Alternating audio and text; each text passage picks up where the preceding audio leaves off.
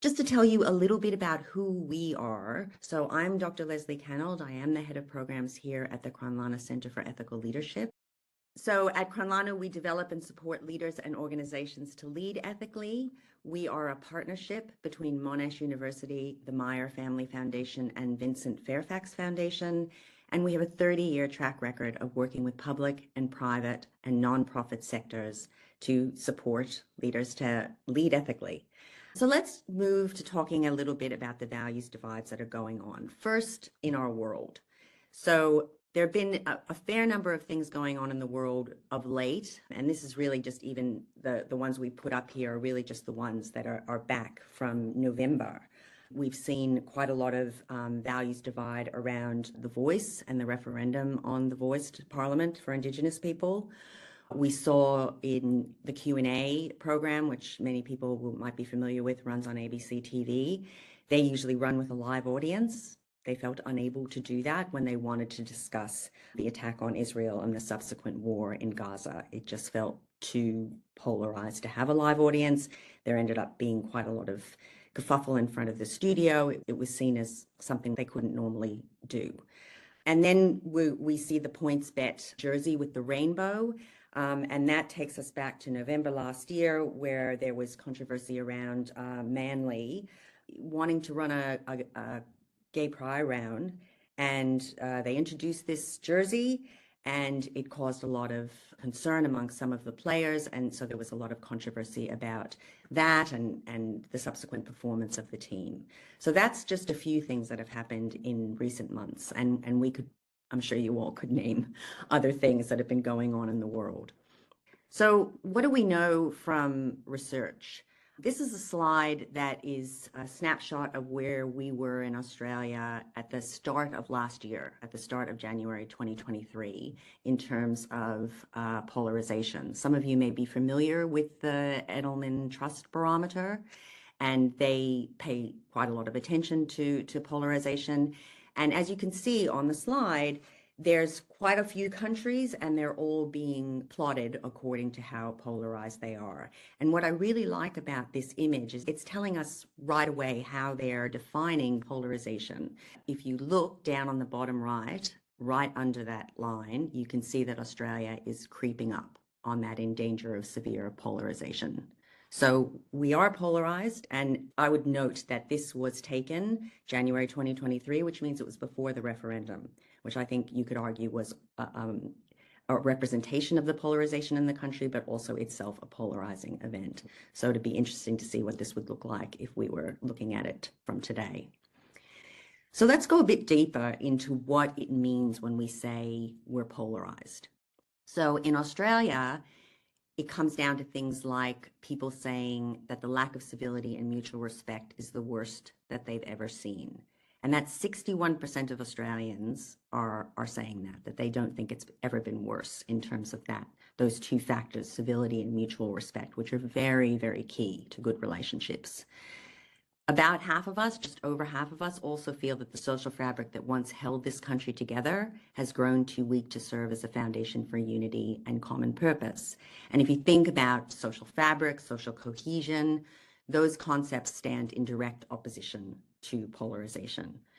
There's some other figures too that I think are important to recognize are wound up in the polarization story. So trust and distrust are very, very important. And what you see when you see polarization is a decline in trust. We now have 55% of Australians, again, over half of us, who say that their default tendency is to distrust something until they see evidence it is trustworthy.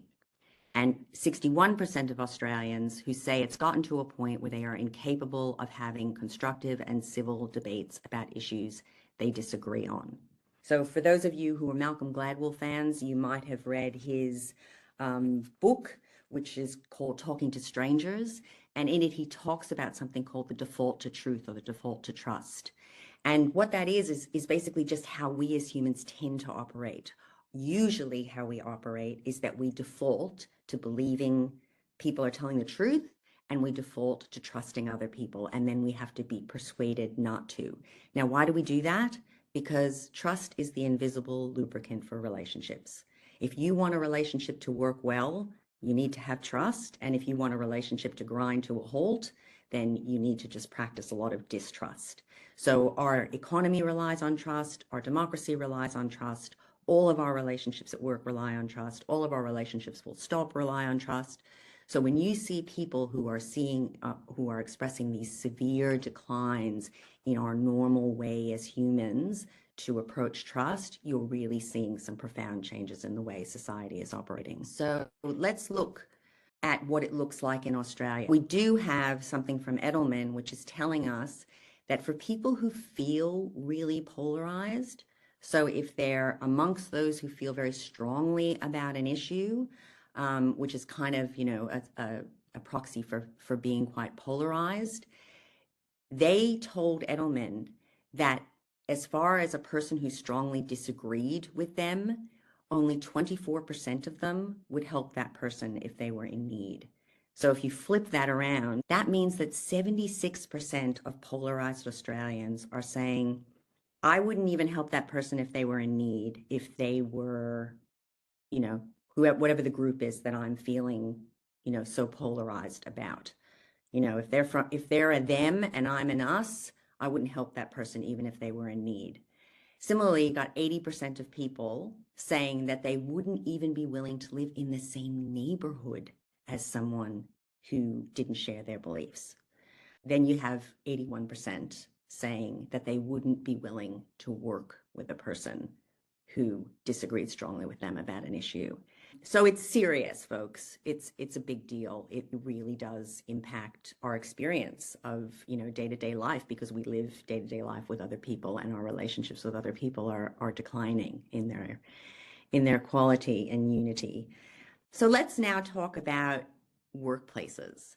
This is Michael Schur, who is the creator and the writer and the producer of many office-based TV shows. So he's been involved with The Office, and he's been involved in all the other ones that are sort of behind him on the wall. And he is really quite fascinated with office relationships because he sees them very much like family relationships. Like, family of origin is really what he's thinking about. You don't choose your family. And so that can sometimes make, relations with family difficult, and perhaps more difficult than people who we choose, to spend time with, our friends and our partners. But we also don't get to choose who we work with. And we spend a lot of time at work. So I love this second quote, which is from one of the characters, Tim, in The Office, where he says, "The people you work with are people you were just thrown together with. I mean, you don't know them. It wasn't your choice. And yet you spend more time with them than you do your friends or your family. But probably all you have in common is the fact that you walk around on the same bit of carpet for 8 hours a day. Or perhaps, in our hybrid working environment, you share the same Zoom calls." But I do think that that is a profound reality, is that we often do spend more time with our workmates than we do with family. And that presents kind of a regular series of challenges that perhaps we don't recognize as much as we might, because they have been, they often go relatively well, but when they don't, you certainly notice. And polarization is one reason why they can stop going well. Okay, so let's talk about the antidote for polarization. So as I said, it's called intergroup contact. So we've already discussed kind of the key aspects of intergroup contact theory and why it's so great. I really see it as an amazing kind of skill growth process that really redounds to everyone's benefit. It redounds to the individual's benefit. It resounds to the organization's benefit and to society's benefit overall. You get, better engagement, you get better performance from employees, you get, all that good stuff. And of course, I've also mentioned the evidence base, which has grown since the 1950s to address a whole bunch of stuff about bias. So intergroup contact theory works, again, even in an unstructured context, but it also works with unconscious bias. So many of you will be familiar with the more recent concerns about bias not necessarily being conscious, but unconscious. Guess what? Intergroup contact theory works for that too. It can work even in when groups don't have contact in person, but they only have contact online, or amazingly, even when groups just imagine each other and don't have any contact at all. So it is extremely powerful. And what is so important about intergroup contact and the sort of ways in which you can make it work in your organization is that it affects the affect. It affects how we feel. So many of you may be, quite concerned about things like disinformation, which absolutely you should be concerned about. But in my way of thinking about it, disinformation is really just a kind of flow-on effect of its toxicity is really just a flow-on effect of the terrible feelings we have about each other, the distrust, the contempt, lack of respect. All of that stuff is really the core of why we are so polarized and aren't willing to help our neighbors or people in trouble or work with people who disagree with us. It's how we feel. And the outrage economy is part of that story too. And what you get from it is you get a reduction of polarization, meaning you get a reduction of the sense that there's a them and an us, and you get more of a sense in your office or in your world, in your neighborhood, that we are once again an us. So thank you very much for coming, everybody, today, and we really appreciate it, and we'll be in touch.